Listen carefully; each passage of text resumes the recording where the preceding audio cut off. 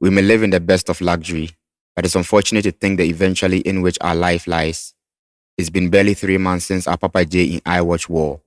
Odupong Etutu, the great oak that sheltered our hopes, now lay shattered before us as we watch through the windows of our very eyes.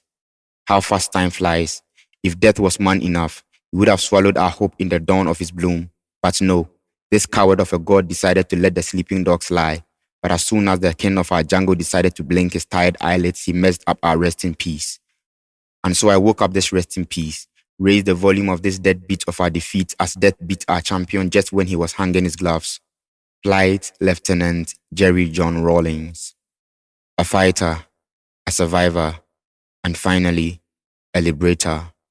Then some say he know the pet. Of course, how do you expect a global species to be domesticated? His mindset was heavy, solid as plasma, but it wasn't until the day his clock stopped ticking that time started to tell the true stories that resided in the slums of his falsehood.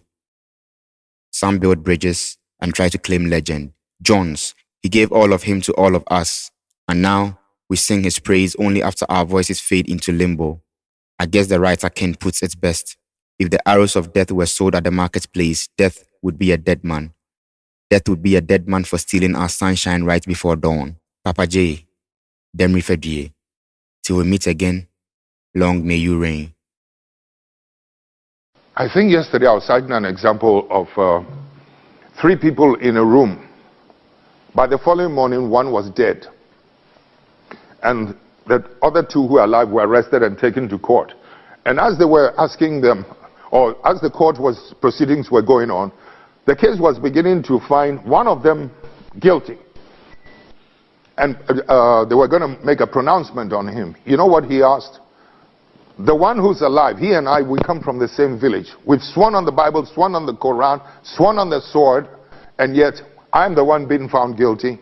Please, I beg the judge, etc., take us to the village we come from.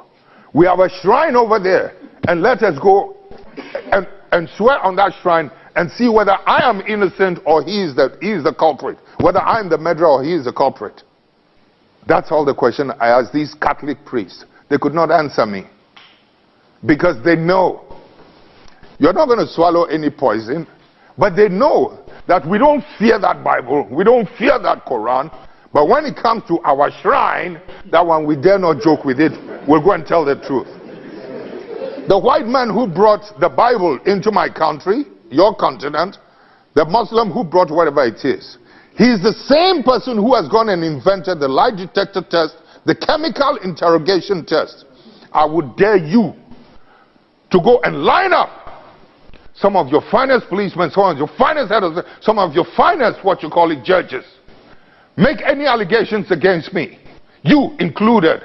Whatever questions you want to ask, take me through a chemical interrogation. I will be the one who will pass. I wonder how many of you will pass. You know something, Chief? If we can learn to be bold enough to restore the value of truth in our society, then we will have justice. Without truth, we cannot get justice. We cannot get justice. And that's why we're suffering. Truth is so important. Do you know what Gandhi said? I don't need Gandhi to tell it to me. Gandhi said he was looking for truth in God, only to discover that God was in truth.